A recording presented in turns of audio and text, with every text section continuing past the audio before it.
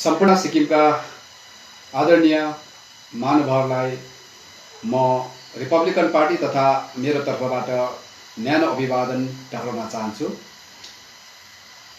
हिजो 3 जुलाई 2020 को दिन सत्तारूढ पार्टीका प्रवक्ता श्रीमान जेकब खालिङज्यूले रेकर्डेड भिडियो कन्फरेन्सको माध्यमबाट सम्पूर्ण सिक्किमे जनसमुदायको बीच केही मुद्दाहरूलाई उहाँले प्रस्तुत गर्नुभएको थियो र यो विषयलाई हाम्रो पनि अवधारणा यो विषयमाथि प्रकट गर्न चाहन्छौँ।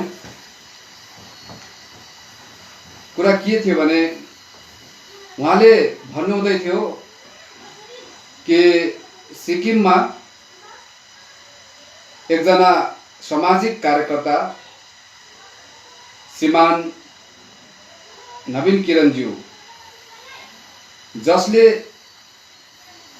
वर्तमान सरकारले एपोइन्ट गरेको 1600 जना सरकारी नोकरीमा अथवा गभर्नमेन्ट जबमा नियुक्ति दिएको व्यक्तिहरूलाई टार्गेट गरेर हाइकोर्टमा केस गर्नको निमित्त वरिष्ठ अधिवक्ताहरूसँग सरसल्लाह भइरहेको कुरा विभिन्न सूत्रबाट हामीलाई थाहा लागेको भनेर उहाँले भन्नुहुँदै थियो।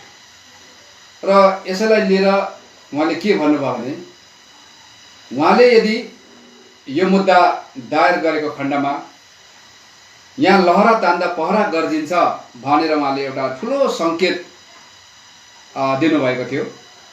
अनि यो सङ्केत चाहिँ विशेष गरेर 1600 सँगसँगै 20,000 वान फ्यामिली वान जबमा काम गर्नुहुने हाम्रा युवा भाइ बहिनीहरूको भविष्यमाथि ग्रहण लाग्ने खालको यो ठुलो सङ्केत थियो।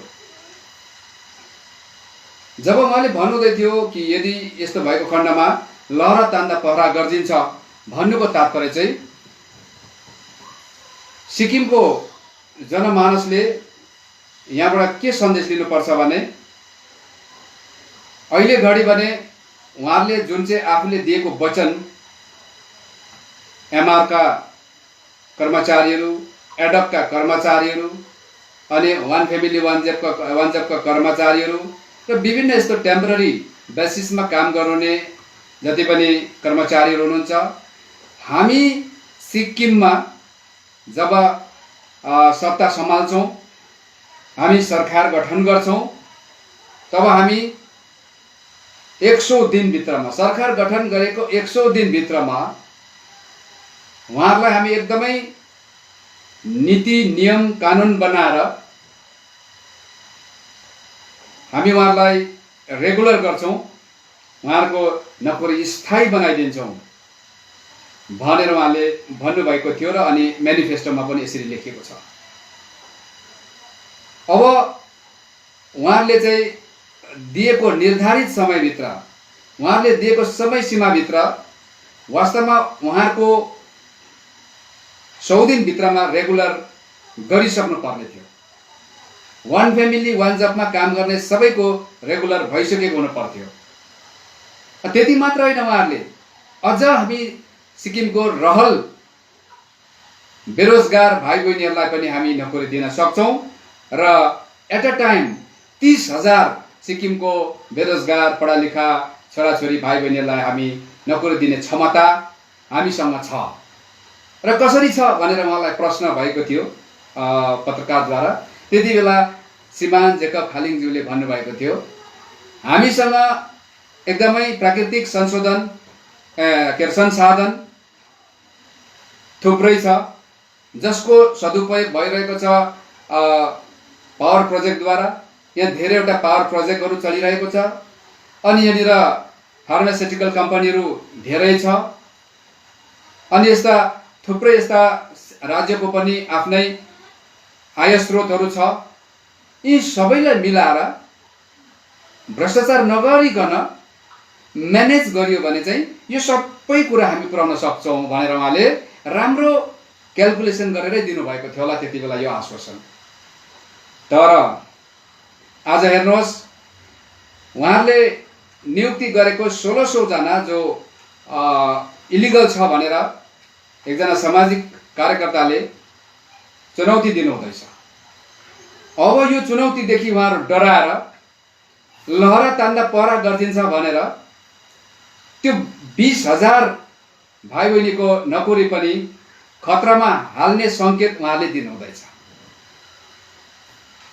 यदि 1600 माथि कुनै आँच आउँछ भने हामी 20,000 पनि हामी छोड्दैनौँ भनेर सङ्केत दिँदैछ एकातिरबाट।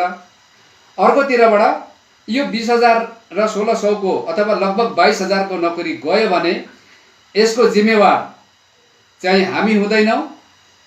यसको जिम्मेवार चाहिँ जसले केस लाउँछु भन्दैछ, जसको नाममा केस लाउँछु भन्दैछ, ती सामाजिक कार्यकर्ताहरू चाहिँ उहाँको कारणले गर्दा उहाँहरू फेरि पनि बेरोजगारतिर फर्केर जाने अवस्था हुन्छ भनेर उहाँले यो ठुलो जुन घटना भविष्यमा घट्ने सङ्केत दिँदैछ, यसको घटनाको जिम्मेवार हामी हुँदैन भनेर पहिलेबाट खुट्टा तान्नु हुँदैछ।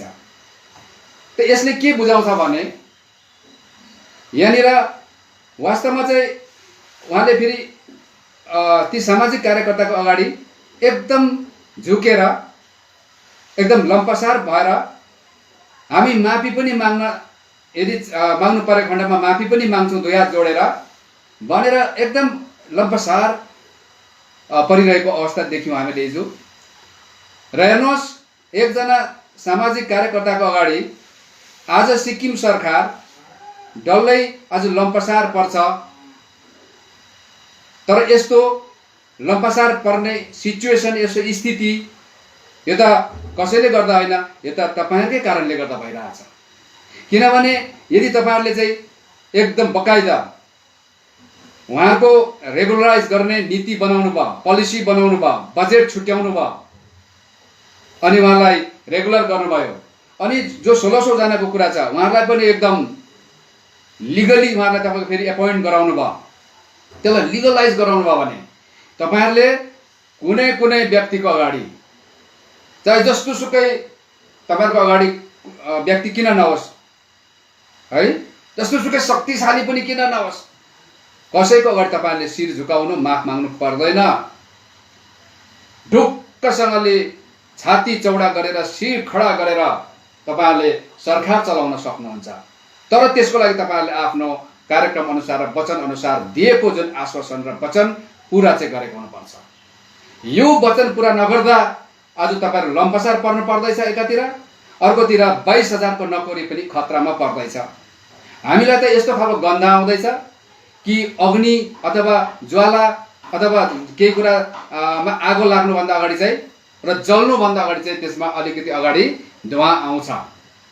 यहाँ हामी के बुझ्दैछौँ भन्दा चाहिँ कतै सामाजिक कार्यकर्तालाई माध्यम बनाएर अनि दोष जति एकापट्टि जाने बनाएर सरकार त 22,000 को पक्षमै थियो नि भन्ने खालको एउटा आफ्नो पक्ष गराएर कतै तपाईँहरूको एउटा मिठो सल्लाह अनुसार 22,000 को आज नोकरी स्वाप बनाउने कतै यो खालको सरसल्लाह छैन के त भन्ने खालको त्यो धुवाँबाट चाहिँ गनाउँछ हामीलाई। त्यसले गर्दाखेरि हेर्नुहोस्, यो कुरा हिजो लगभग सिक्किमको जनताले यसरी राम्रोसँगले चिन्तन गर्ने सचेत हाम्रो भाइ बहिनीहरूले चाहिँ यसरी कुरा बुझिसकेका पनि हुनुपर्छ र बुझेका छैन भने पनि यो कुरा आज हामी तपाईँहरूलाई स्पष्ट गर्दैछौँ। यो कुरा छ। त्यसले गर्दाखेरि हेर्नुहोस्, म त एउटा तपाईँहरूलाई आह्वान गर्छु, विशेष गरेर सिक्किम सरकारलाई पनि अनि हाम्रो सामाजिक कार्यकर्ताज्यूलाई पनि, जसले 1600 को बारेमा म केही गर्छु भन्नुहुँदैछ कानुनी रूपले। हाम्रो सामाजिक कार्यकर्ताले पनि समय दिनुहोस् सरकारलाई, ताकि उहाँले त्यो 1600 जनालाई लिगलाइज गराउन सकोस्। तपाईँले समय दिनुहोस्, सरकारले पनि समय दिनुहोस्। त्यसरी 1600 के भयो भने हामी 20,000 तान्छु भनेर चाहिँ 20,000 पनि खतरामा पुर्याउने चेष्टा नगर्नुहोस्। तपाईँहरूलाई समय पाउनुहुन्छ। सरकार तपाईँको हातमा छ, एसेम्ब्ली तपाईँको हातमा छ, क्याबिनेट तपाईँसँग छ।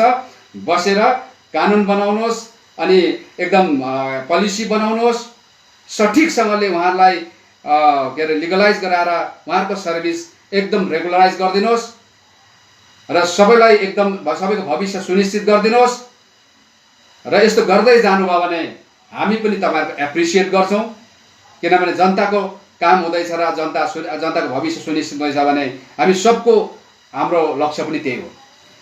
तर यस्तो कुरा हामी कतै पनि देख्न पाइरहेका छैनौँ कि जनताको लागि जनताको फेभरमा काम भइरहेको। अब यो कुरालाई म यतिमा राख्न चाहन्छु। म अर्को इस्युमा आउँदैछु। यहाँ सरकारले नै केही दिन अगाडि, म फेरि दोबारा भन्दैछु, आइएएस आइपिएस र आइएफएस सम्बन्धित जुन सिक्किमको क्याडरको स्ट्रेन्थ बनाएर राखेको छ, केन्द्र सरकारको जुन अल इन्डिया सर्भिस एक्टको आधारमा जुन रेसियो जुन नम्बर फिक्स गरेर राखेको छ, यो अनुसार सिक्किम सरकारले 6 जना सिक्किमको अफिसरलाई आइएएसको उपाधिको निम्ति चयन गरिसक्नु भएको छ। जसको नाम चयन भयो उहाँहरू बधाईको पात्र हुनुहुन्छ। उहाँहरूलाई भन्नु केही छैन। हाम्रो यो विधिको विधान हो भने जस्तो यो सिस्टमको कुरा हो। हामी त सिस्टमको कुरा गर्छौँ। सिस्टम ठिक भयो भने सबै ठिक भइहाल्छ। सिस्टम ठिक भएन भने केही पनि ठिक हुँदैन। र यो सिस्टम बनाउने र सिस्टम ठिक गर्ने चाहिँ सिक्किमको सरकार हो। र त्यसकारण हामीले सरकारलाई भन्नै पर्छ। सरकारलाई यो हामी आह्वान गर्छौँ। हामीले 1:3 भनेका थियौँ। हो, अहिले 6 जना सेलेक्ट हुँदाखेरि अब 18 जना आउँछ भन्ने कुरा होइन। 18 जना आइसकेको चाहिँ छ। त्यो त तपाईहरुले मान्नुहुन्छ, किनभने यो कोटा फिक्स गरे अनुसार केन्द्र सरकारको बाट डाइरेक्ट जुन रिक्रुट हुन्छ आइपीएस आइएसहरु, उहाँले त त्यो पठाकै हुन्छ र पठाइसकेको छ। तर यो जुन चाहिँ रेशियो छ, यो रेशियोमा चाहिँ रिभ्यू गर्नुपर्छ भन्ने हाम्रो एउटा तपाईहरुलाई अनुरोध हो, एउटा सुझाव हो। हेर्नुहोस्, 1975 सालमा जब सिक्किम भारतको अंग बन्यो तब अल इन्डिया सर्भिसेस भन्छ, अल इन्डिया सर्भिसेस एक्ट अनुसार सिक्किममा पनि अरु राज्य सरह केन्द्र र राज्यको बीचको जुन तपाईको सम्झौता अनुसार त्यो रेशियो, त्यो के रे स्ट्रेन्थ है आइपीएस आइएफएस र आइएस को त्यसरी नै सिक्किममा पनि त्यति बेला इम्पोज गर्यो अथवा त्यहाँनिर लागू गर्यो सिक्किममा। त्यति बेला तपाईलाई है थाहा हुनुपर्छ 75 देखि लगेर 1986 सम्म चाहिँ 1:1 को रेशियो अनुसार फिक्स भएको थियो नम्बर र 50-50 को हिसाबले गरिएको थियो र 86 क्रस भएपछि 87 देखि लगेर 92 सम्मको यसको जुन रिभ्यू हुन्छ टाइममा समयमा यो रिभ्यू चाहिँ ड्यू छ भनेर चाहिँ मिनिस्ट्री अफ डीओपीटी ले चाहिँ लेटर पठाएको छ सिक्किममा, जो अस्ति पनि मैले तपाईहरुको अगाडि प्रस्तुत गरे र त्यसले गर्दाखेरि यसलाई चाहिँ रिभ्यू गर्न सकिन्छ भन्ने चाहिँ प्रमाण हो। र हाम्रो तपाईलाई रिक्वेस्ट छ, सिक्किम जस्तो एउटा सानो ठाउँमा साँच्चै भन्यो भने त्यो स्ट्रेन्थ घटाउन पनि सकिन्छ अनि रेशियो पनि चेन्ज गरेर त्यो रिभ्यू रेजोल्युसन पास गरेर पठाउन सकिन्छ। र सरकारको इच्छा शक्ति भयो भने चाहिँ आजको सरकारले हिजो गर्न सकेन, सरकारले क्षमता पुगेन, उहाँहरुको आँट भएन, तर आज परिवर्तन आएको छ अनि परिवर्तन आएपछि यो सबै कुरामा परिवर्तन हुनुपर्छ भन्ने हाम्रो सुझाव हो तपाईहरुलाई।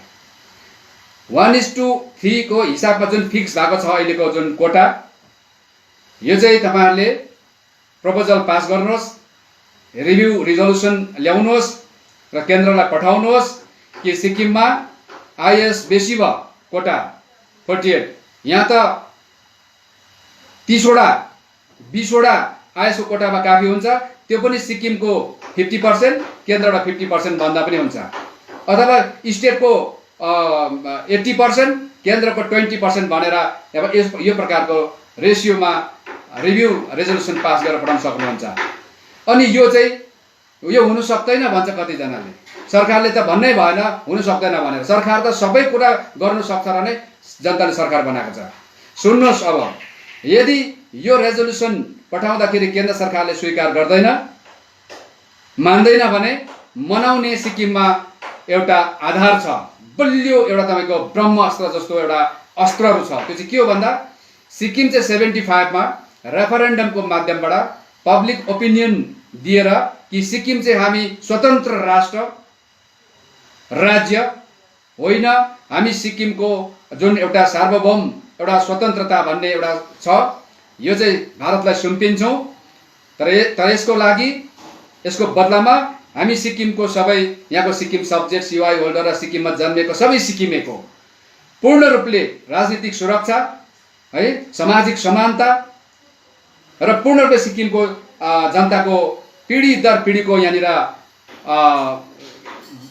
के अरे उहाँको आत्मसम्मानको यहाँ रक्षा हुन्छ भने चाहिँ हामी सिक्किम चाहिँ भारतको अङ्ग बनाउन चाहन्छौँ भनेर चाहिँ रेफरेन्डम गरेको थियो। र यो भारत सरकारलाई याद दिलाउनु पर्छ सिक्किम सरकारले कि 371F त्यसकारण चाहिँ सिक्किमेहरूको गरिमा बचाउनको लागि, सिक्किमेको सुरक्षा गर्नको लागि सुरक्षा कवचको रूपमा आज तपाईँको क्रिएट गरेको छ। त्यसले गर्दाखेरि आज यस्तो प्रकारले 1/3 आइपिएस आइएफएस र आइएसहरूको यस्तो खालको रेसियोमा फिक्स गरेर चाहिँ आज सिक्किममा यो प्रकारले आइएफएस पठाउँछ भने सिक्किमेको हातमा सिक्किमको प्रशासन हुँदैन, प्रशासनिक अधिकार छिनिन्छ। अनि त्यसरी नै सिक्किमेको जो सिट आरक्षण विधानसभामा हुनुपर्छ त्यो हटायो भने सिक्किमेको पोलिटिकल राइट्स राजनीतिक अधिकार सुरक्षा छिनिन्छ। त्यसले गर्दाखेरि चाहिँ यो छिन्यो भने चाहिँ 371F को उल्लङ्घन हुन्छ। 371F एउटा खोक्रो बोक्रा जस्तो मात्रै रहन्छ। त्यसले गर्दाखेरि यो चाहिँ सिक्किमको जनताले चाहँदैन। त्यसले गर्दा सिक्किमको जनताको चाहना अनुरूप यो प्रपोजल हामी पठाउँदैछौँ, तपाईँले यसकारण गरिदिनुपर्छ भनेर भन्नु पर्यो। र पनि केन्द्र सरकारले टेर्दैन भने चाहिँ 371F वापस लिनुहोस् तपाईँहरूले, हामी फर्काइदिन्छौँ। हाम्रो सिक्किमको स्वतन्त्रता पनि तपाईँहरूले 1950 को ट्रिटी अनुसार आज पनि जो इन्टरनेसनल लमा जिउँदो छ 1950 को ट्रिटी त्यो अनुसार सिक्किमको अहिले पनि इन्टरनेसनल फोरममा र इन्टरनेसनल तपाईँको के अरे है एउटा सिनारियोमा चाहिँ सिक्किम अहिले पनि स्वतन्त्र एउटा देशको रूपमा नै भारतको एउटा संरक्षित देशको रूपमा नै खडा छ। त्यसले गर्दाखेरि चाहिँ यस्तो कुरा भारत सरकारलाई राख्न सक्नु सिक्किमेहरूको मौलिक अधिकार हो, जन्मसिद्ध अधिकार हो। यस्तो कुरा राखेर पनि तपाईँहरूले सिक्किममा चाहिँ यो आइपिएस आइएफएस र आइएसको क्याडर जो छ यसको रेसियो छ, यसको स्ट्रेन्थ छ, यसलाई चाहिँ रिभ्यू गर्नुपर्छ भन्ने म तपाईँहरूलाई अनुरोध गर्न चाहन्छु। यो तपाईँलाई म सुझाव दिन चाहन्छु। र अब अर्को म इस्युमा आउँदैछु। सुदेश जोशीज्यूलाई जुन प्रकारले एपोइन्ट गर्नुभएको छ एडिसनल एडभोकेट जनरलको निम्ति, यो एपोइन्टमेन्टले चाहिँ सिक्किमको 371F र रुल 44 को सिधा उल्लङ्घन भएको छ। सिक्किम सब्जेक्ट सिवाय नभएको जो महानुभावहरू हुनुहुन्छ उहाँलाई यदि त्यस्तो ठाउँमा महत्त्वपूर्ण त्यस्तो खालको पदमा एपोइन्ट गर्नु छ भने चाहिँ सबभन्दा पहिला सिओआई सिक्किम सब्जेक्ट भएको यदि यहाँ सिक्किममा उम्मेदवार क्यान्डिडेट व्यक्ति पाएन भने मात्रै उहाँहरूले पाउनुहुन्छ। तर मलाई लाग्छ सिक्किममा एडिसनल एडभोकेट जनरल होस् चाहे एडभोकेट जनरल होस्, यो कुराको लागि सिक्किममा वरिष्ठ सिक्किम सब्जेक्ट सिवाय भएको सिक्किमको ओरिजिनल खाँटी सिक्किमको धरती पुत्र पुत्रीहरू यहाँनिर मौजुद छ। तर आज उहाँहरूलाई सबसाइड गरेर किनारा लगाएर उहाँहरूको क्षमतामाथि अन्डर एस्टिमेट गरेर आज तपाईँहरूले रुल 44 र 371F को उल्लङ्घन गर्दै आज सुदेश जोशीज्यूलाई एपोइन्ट गर्नुभएको छ। यो अपराध भएको छ सिक्किममा। हेर्नुहोस्, अब अर्को कुरा, सुदेश जोशीज्यूको जो सोच विचार चिन्तन भाव छ नि त्यो सिक्किमको नेपाली भाषी समुदायको निम्ति एकदम घातक छ। म बार बार म यो कुरा भन्दिनँ, सुप्रिम कोर्टमा लगेर इन्कम ट्याक्स जो नेपालीले पाएको छ यो चाहिँ हटाउनु पर्छ। किनभने नेपालीहरू चाहिँ नेपालबाट 19औं शताब्दी अथवा 20औं शताब्दीतिर यहाँ आएका हुन् र 300 अथवा के अरे 73,431 जना जसले 89-90 बीचमा सिवाई पाए। यो पनि त्यति बेलाको सङ्ग्रामको पालामा भूतपूर्व त्यति बेलाको तत्कालीन मुख्यमन्त्रीले नेपालको विदेशी मान्छेहरूलाई चाहिँ आज तपाईँको सिवाई दिलाएर चाहिँ यहाँ चाहिँ तपाईँको इन्डियन सिटिजन बनाएको छ। र यिनीहरू सबलाई आज विदेशी घोषित गर्नुपर्छ र यिनीहरूले पाएको इन्कम ट्याक्स हटाउनुपर्छ भनेर आज उहाँको श्रीमतीलाई पिटिसनर बनाउने, आफू चाहिँ अहिले पनि कन्टिन्यू नेपालीहरूको पाएको त्यो के अरे जुन एक्जाम्सन छ त्यसलाई हटाएर चाहिँ नेपालीलाई पूर्ण रूपले विदेशी नै आज डिक्लेयर गराउने तपाईँले केस अहिले पनि लडिरहनु भएको छ सुदेश जोशीज्यू। त्यसले गर्दाखेरि तपाईँ वास्तवमा सिक्किममा बहुसङ्ख्यक सिक्किमको जो सिक्किमेहरूको के नजरमा तपाईँ सठिक सिक्किमको के अरे त्यो पदको लागि चाहिँ तपाईँ व्यक्ति हुनुहुन्न र त्यसले गर्दाखेरि मेरो तपाईँसँग व्यक्तिगत केही पनि समस्या छैन। तपाईँ व्यक्तिगत मेरो मित्र हुनुहुन्छ, मेरो दाजु हुनुहुन्छ, मेरो भाइ हुनुहुन्छ, तर यो चाहिँ भयो तपाईँको सम्पूर्ण सिक्किमे समाजको एउटा हितको कुराहरू र न्यायको कुराहरू हो। र त्यसले गर्दाखेरि हेर्नुहोस्, हाम्रो सरकारलाई म यो सुझाव दिन चाहन्छु, अति शीघ्र तपाईँहरूले यसमा हेरविचार गर्नुपर्छ, नत्र भने के हुन्छ। म तपाईँलाई अब एउटा अलिकति विगतमा गएर घटना सुनाउँदैछु। 1979 देखि यता 1982 साल भित्रमा आरसी पौडेलज्यूले एउटा मुद्दा लाउनु भएको थियो, सिक्किमे समाजमा समान न्याय हुनुपर्छ भनेर। यो मुद्दा चाहिँ पछि गएर सुप्रिम कोर्टमा 1982 सालमा ट्रान्सफर भएर गयो र 1982 देखि बादमा यहाँनिर अब सिक्किम सरकार, भारत सरकारले काउन्टर एफिडेभिट सुप्रिम कोर्टमा बुझाउनु पर्यो।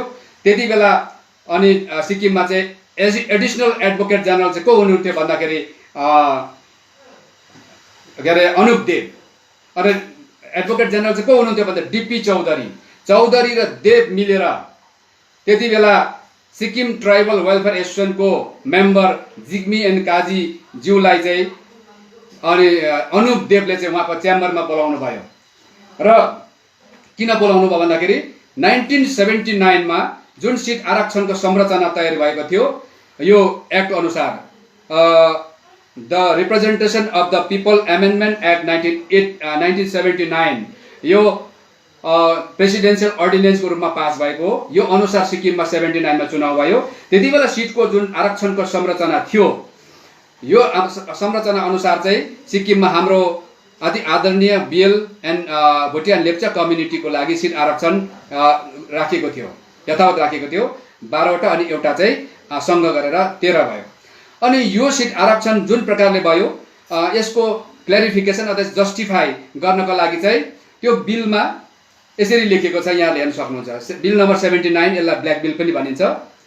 यसमा लेखेको छ, हेर्नुहोस्, at the same time it is considered that if the Bhutia and Lepcha, who are the original inhabitants of Sikkim, are given representation solely according to their population ratio, their interest may not be properly safeguarded.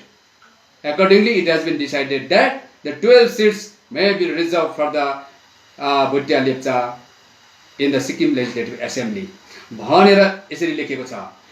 अब यसले के बुझायो भन्दा सिक्किममा 13 seat reserve भएको कारण चाहिँ उहाँहरू चाहिँ जो रिजर्भ पाउनु भएको छ, उहाँहरू चाहिँ सिक्किमको ओरिजिनल इन्हाबिटेन्ट्स हो भनेर लेखिएको छ कानुन भित्र है। यो ठीक छ, अति सुन्दर। तर राज्यको कुल जनसङ्ख्याको एक भाग एउटा एक दुई समुदाय चाहिँ ओरिजिनल भनेर जब कानुनले नै फिक्स गरेपछि बाँकी रहेको जनसङ्ख्यालाई चाहिँ के भनेर बुझ्छ, लु अब सिक्किमको जनताले यसको निम्ति चाहिँ सिक्किमको कानुनविदहरू, सिनियर लयरहरू है, एडभोकेट, उहाँहरूसँग तपाईँहरूले परामर्श लिनुहोस् कि रहेको जनसङ्ख्याको स्ट्याटस चाहिँ के हुन्छ भन्दाखेरि चाहिँ उहाँहरूले सिधा भन्नुहुन्छ, उनीहरू चाहिँ इन्डिजिनियस ओरिजिनलमा नआएपछि उनीहरू स्वतः इमिग्रेन्ट, इन्फ्लक्स या फरेनर्सको स्ट्याटसमा आउँछ भनेपछि 79 मा यो कानुन बनिँदाखेरि हामीलाई यो कानुनले ओरिजिनल इन्हाबिटेन्ट्स अथवा इन्डिजिनियसको स्ट्याटसमा राखेको छैन, स्वतः हामीलाई इन्फ्लक्सको स्ट्याटसमा राखेको छ। अब अनुप देवले यही चिजलाई कोट गरेर जिग्मी एन काजी ज्यूलाई चाहिँ उहाँको आफ्नो चेम्बरमा बोलाउनुहुन्छ। हेर्नुहोस्, यो किताबभित्र पाइन्छ, inside Sikkim against the tide भन्ने जिग्मी एन काजी उहाँ अथर हुनुहुन्छ। म हजुरलाई च्याप्टर नम्बर 7 मा लाँदैछु, foreigners in our own homeland भन्ने च्याप्टर छ। अब यसले के सङ्केत गर्छ त्यो पनि सिक्किमको जनताले बुझ्नुपर्छ। यहाँ को मिलेर चाहिँ के अरे सिक्किममा बसोबास गर्ने, यहाँको युगौँ युगभन्दा अगाडिदेखि बसोबास गर्ने नेपाली भाषीलाई आज कोर्टमा लगेर भारत केन्द्र सरकारमा लगेर चाहिँ पूर्ण रूपले विदेशीको छाप लगाउन चाहन्छ। हेर्नुहोस्, on November 30, 1983, Pramar told me that the additional Advocate General of Sikkim, Anup Dev, wanted to see me regarding the assembly seat reservation case in the Supreme Court. यो आरसी पौलको केसको कुराहरू हो र उहाँले यस विषयमा अनुप देवले उहाँको चेम्बरमा बोलाए र अनि जिग्मेन गाजीज्यूले स्पष्ट लेख्नु भएको छ, उहाँ विद्वान हुनुहुन्छ, जे छ उहाँले त्यही लेख्नु भएको छ। अब त्यहाँबाट के बुझ्ने हामीले त्यो हामी माथि डिपेन्ड गर्छ। I went to Dev's chamber. He said Paudel may win the case if the STWA did not intervene. The case did not stand much chance if it was fought solely on legal and constitutional ground. There was only one way to fight the case, and that was to defend the seats reserved for the minority community on historical ground. Legally र constitutionally मात्रै case लड्यो भने चाहिँ यो चाहिँ अब सिक्किमको बहुसंख्यक अथवा आरसी पौडेलको पक्षमा यो केस जान्छ। यदि तिमीहरूले त्यो चाहदैनौ भने चाहिँ अब तिमीहरूले हिस्टोरिकल ब्याकग्राउन्डको आधारमा केस लड्यो भने मात्रै तिमीहरूको पक्षमा यो केस हुन्छ भनेर अनुप देवले उहाँलाई गाइड गर्नुहुँदैछ।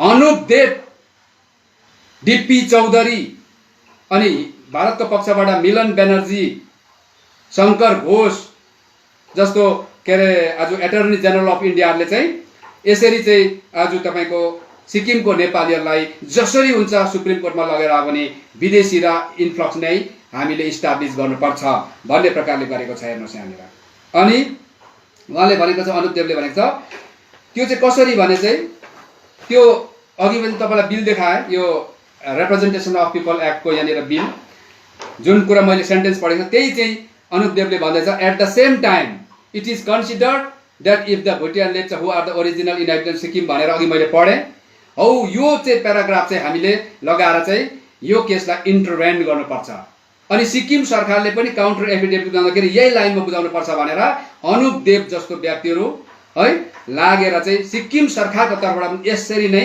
आज के अरे काउन्टर एफिडेभिट बनाएर दिएको छ। अनि यसमा एडभोकेट जनरल डीपी चौधरी भनेर छ हेर्नुहोस् है। अनि तपाईको यसमा हेर्नुहोस् अर्को को छ भन्दाखेरि चाहिँ छेवाङ तोप्के पनि हुनुहुँदो रहेछ।